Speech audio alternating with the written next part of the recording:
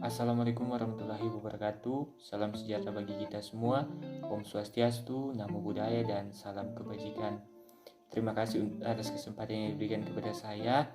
Perkenalkan, nama saya Habel Rianto dengan NIM 1970447, kelas D semester 7. Dan tugas ini merupakan salah satu tugas akhir dari mata kuliah Epidemiologi Penyakit Reproduksi dengan dosen pengampu Enci Tika Belasari.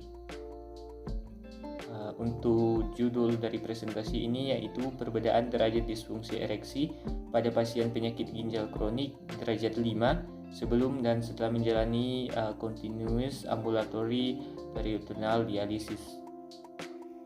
Baik, kita akan masuk ke dalam materinya. Disfungsi ereksi juga dikenal sebagai impotensi, terjadi ketika pria tidak bisa mendapatkan atau mempertahankan ereksi penis yang cukup untuk kepuasan seksual kedua pasangan.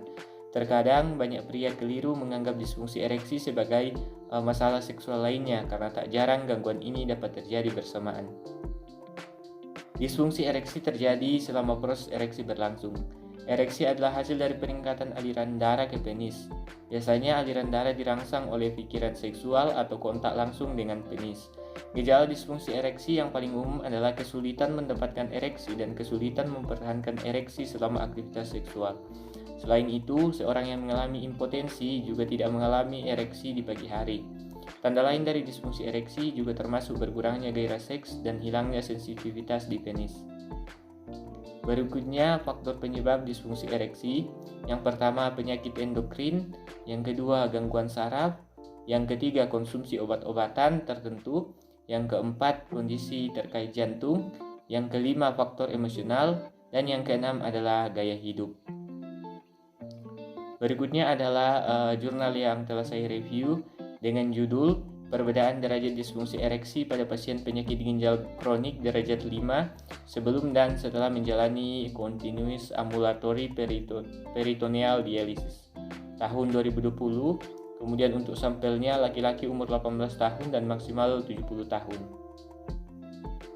Untuk bagian abstrak, disfungsi ereksi sering ditemukan pada pasien penyakit ginjal kronik derajat 5. Baik, untuk abstraknya, disfungsi ereksi sering ditemukan pada pasien dengan penyakit ginjal kronik derajat 5. Disfungsi ereksi yang merupakan salah satu disfungsi seksual yang berpengaruh terhadap kesehatan fisik psikososial masih dianggap tabu. Disfungsi ereksi yang merupakan salah satu disfungsi seksual yang berpengaruh terhadap kesehatan fisik dan psikososial masih dianggap tabu dan belum mendapat perhatian khususnya pada pasien penyakit ginjal kronik derajat 5 yang menjalani terapi dialisis dengan continuous ambulatory peritoneal dialisis.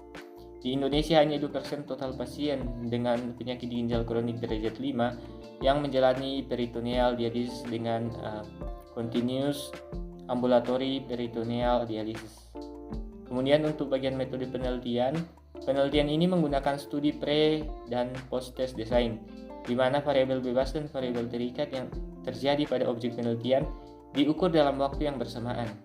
Sumber data menggunakan data sekunder yang diperoleh dari rekam medis pasien, serta hasil wawancara langsung dengan pasien yang memenuhi kriteria sebagai subjek penelitian. Penelitian ini dilakukan secara prospektif dimulai pada bulan November 2018 sampai Februari 2019 di subbagian SMF Nefrologi Fakultas Kedokteran Universitas Udayana, RSUP Sangla Denpasar. Sampel pada penelitian ini adalah laki-laki umur 18 tahun dan maksimal 70 tahun, sudah menikah, menderita penyakit ginjal kronik derajat 5, dan telah menggunakan CAPD minimal 3 bulan. Sampel juga tidak dalam kondisi infeksi berat atau sepsis dan tidak menderita penyakit neurologis ataupun seperti stroke. Sampel yang setuju menandatangani informed consent dan mengisi kuesioner International Index Erection Function. Kita akan masuk ke dalam bagian pembahasan. Disfungsi ereksi merupakan salah satu disfungsi seksual yang sering ditemui sebagai komplikasi dari penyakit ginjal kronik. Disfungsi ereksi adalah ketidakmampuan persisten untuk mencapai dan memelihara ereksi dari penderita. Disfungsi ereksi yang terjadi pada pasien penyakit ginjal kronik derajat 5 bisa disebabkan karena faktor vaskulogenik, neurologenik, atau psikologis pasien itu sendiri yang harus menjalani terapi pengganti ginjal. yang menjalani CAPD, masalah disfungsi seksual, status psikososial, dan kualitas hidup yang merupakan dimensi yang cukup penting sering diremehkan dalam terapi dialisis. Untuk bagian kesimpulan, terdapat perbedaan derajat disfungsi ereksi dan peningkatan skor International Index Erection Function pada pasien penyakit ginjal kronik derajat 5 setelah menjalani CAPD.